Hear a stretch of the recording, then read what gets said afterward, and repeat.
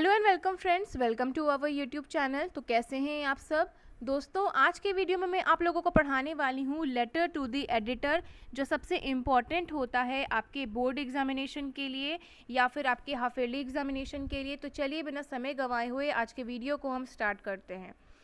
अगर आपको आज का ये वीडियो हमारा पसंद आता है तो हमारे चैनल को सब्सक्राइब ज़रूर कर दीजिएगा, साथ ही साथ बेल आइकन बजा दीजिएगा और इस वीडियो को अपने दोस्तों के साथ ज़रूर शेयर कर दीजिएगा। तो friends, letter to the editor जो होता है सभी के क्लास में बहुत ही ज़्यादा इम्पॉर्टेंट होता है, specially for class 8th to 12th बहुत ही ज़्यादा इम्पॉर्टेंट होता है। चलिए स्टार्ट करते हैं इस वीडियो को। तो जब भी आप लेटर टू दी एडिटर लिखते हैं सबसे पहले आपको मेंशन करना होता है एड्रेस। यहाँ पे जैसे कि मैंने मेंशन किया है अपना एड्रेस, ठीक है। एड्रेस में आपको क्या मेंशन करना है? आपको एड्रेस में मेंशन करना है कि आप जहाँ पे रहते हो वहाँ पे आपका लिखा रहेगा you are Ram, you are Sita, you are living in this colony. तो आपको वो एड्रेस यहाँ पे मेंशन करना है, ठीक है। जैसे ही आप वो एड्रेस मेंशन कर देते हैं आपको यहाँ पे एक लाइन लीव करना होगा, ठीक है। यहाँ पे आपको एक लाइन लीव करना है।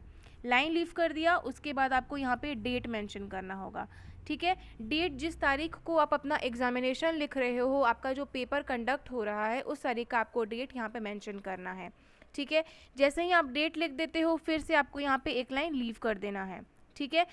डेट लिख दिया, उसके बाद फिर से एक लाइन लीव कर दिया, उसके बाद आपको लिखना है दी एडिटर। हम लेटर किसको लिख रहे हैं? एडिटर साहब को लिख रहे हैं, तो हमको लिखना है दी एडिटर।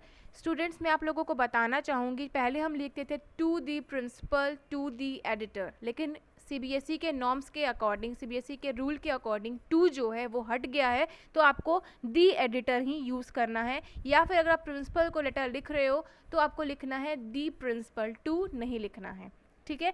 तो हम लिख देंगे दी एडिटर, ठीक है। उसके बाद जो न्यूज़पेपर का नाम है वहाँ पे मेंशन होगा आपके क्वेश्चन पेपर पे कि आप कौन से न्यूज़पेपर के एडिटर को लिख रहे हो, ठीक है। या तो होगा वहाँ पे द हिंदुस्तान टाइम्स या फिर होगा द टाइम्स ऑफ इंडिया, तो वो आपको यहाँ पे मेंशन कर देना है न्यूज़पेपर का नाम, ठीक है। जैसे ही आप न्यूज़पेपर का नाम मेंशन कर देते हैं उसके बाद आपको लिखना है अपने ये कंट्री का नाम, जो आप सिटी में रह रहे हो। द टाइम्स ऑफ इंडिया का हेड जो ऑफिस है वहाँ का सिटी का लिखना है और उसके बाद वहाँ का पिन कोड लिख देना है, ठीक है। अब इन केस अगर नहीं दिया हुआ है न्यूज़पेपर का नाम तो क्या करेंगे? तो आप क्या करेंगे, आपको लिखना होगा द टाइम्स ऑफ इंडिया। अगर इन केस नहीं दिया हुआ है, आपके क्वेश्चन में लिखा हुआ है write the letter to the editor because of this topic, ठीक है। तो आपका एडिटर को नहीं लिखा हुआ है न्यूज़पेपर का नाम, तो आप लिखेंगे द टाइम्स ऑफ इंडिया। आया समझ में? अब आगे बढ़ते हैं।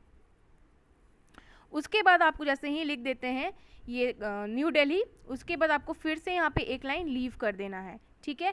एक लाइन लीव करने के बाद आपको लिखना है सर, ठीक है। सर लिखना है केवल, सर। उसके बाद फिर से आपको यहाँ पे एक लाइन लीव करना है, ठीक है। लाइन लीव करने के बाद आपको यहाँ पे मेंशन करना है सब्जेक्ट, कि आप किस मोटिव से लिख रहे हो, आपका सब्जेक्ट क्या है, आपका टॉपिक क्या है, किस मोटिव से आप लिख रहे हो, ठीक है। आपका सब्जेक्ट कुछ भी हो सकता है, वाटर क्राइसिस इन कवि कैलाश नगर, फिर हो सकता है वाटर लॉगिंग, कुछ भी आपका टॉपिक हो सकता है। वो आपके क्वेश्चन पेपर में आप जैसे ही देखेंगे तो आपको मालूम पड़ जाएगा। उसके बाद फिर से आपको यहाँ पे एक लाइन लीव करना है, ठीक है। एक लाइन फिर से हम यहाँ पे लीव कर देंगे। उसके बाद आपका यहाँ से स्टार्ट होता है आपका बॉडी, ठीक है। यहाँ से आपका मेन बॉडी स्टार्ट होता है, तो बॉडी आप कुछ इस तरीके से लिखेंगे, मैं आपको पढ़ करके बता देती हूँ। कुछ भी आलतू फालतू नहीं लिखना है, एकदम प्योर होना चाहिए आपका वर्ड, और कोई भी अब्यूजिव वर्ड्स आपको नहीं लिखना है। मैं आपको एक बार पढ़ के सुना देती हूँ। तो यार देखो, बॉडी में आपको लिखना है through the columns of your esteemed newspaper I wish to draw the attention of concern authorities toward the problem of water scarcity in our locality, ठीक है। यानी कि हम अटेंशन ड्रॉ करना चाहते हैं आपके न्यूज़पेपर के थ्रू से कि हमारी जो कॉलोनी है उसमें वाटर स्कैरसिटी की प्रॉब्लम चल रही है। उसके बाद ये हमारा पैराग्राफ यहाँ पे कंप्लीट होता है, तो फिर हम यहाँ पे एक लाइन लीव कर देते हैं, यानी कि पैरा चेंज करने के लिए। उसके बाद फिर से हम यहाँ से स्टार्ट करेंगे, तो लिखेंगे it is still early summer and the residents are already facing acute water shortage in the area.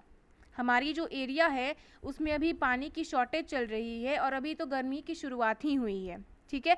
उसके बाद लिखेंगे the supply is cut off at 8:30 AM। जो सप्लाई है पानी का वो 8:30 बजे सुबह में काट दिया जाता है। And is restored only for half an hour in the evening. फिर से रीस्टोर करने का समय जो होता है वो हाफ एन आवर दिया जाता है इवनिंग में। इतना हुआ। उसके बाद यहाँ पे मेरा पेज भर गया है तो मैंने पेज चेंज किया है। तो आपको अगर पेज भर जाता है तो आप दूसरा पेज में लिख सकते हो। फिर आगे मैंने यहाँ से स्टार्टिंग की है तो मैं आपको पढ़ के सुना देती हूँ। Between 6 PM to 8:30 AM in morning and is restored only for half an hour in the evening between 6 PM to 7 PM. Since the timing are erratic, many people, especially the working couples, are unable to store water. यानी कि हमें तो problem हो ही रही है, साथ ही साथ जो वर्किंग जो कपल है, आजकल तो मतलब पेरेंट्स दोनों काम करते हैं, मदर भी काम करती हैं, फादर भी काम करते हैं, तो उन लोगों को, कपलों को बहुत ही ज़्यादा प्रॉब्लम का सामना करना पड़ रहा है, क्योंकि काम के सिलसिले में वो लोग या तो बाहर ही रहते हैं, ऑफिस में रहते हैं, तो घर पे नहीं रहने के कारण वो लोग पानी भी स्टोर नहीं कर पाते हैं। इतना लिखा। उसके बाद आपको लिखना है frequent complaints to the Jal board haven't yielded any result as the authorities expressed their helplessness, saying that one of tanks of a hyperpure water treatment plant is under repair and has shut down for a month or so, thereby affecting water supply in the area. यानी कि हमने जल board को complain करा था लेकिन वहाँ से कोई भी रिजल्ट नहीं आया है।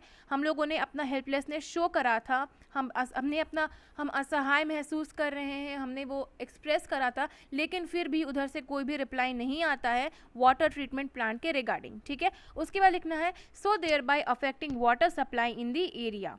ठीक है, उसके बाद लिखना है but it is nearly 1.5 months since the problem began, यानी कि 1.5 महीना टोटल हो चुका है लेकिन कोई भी रिजल्ट नहीं आया है।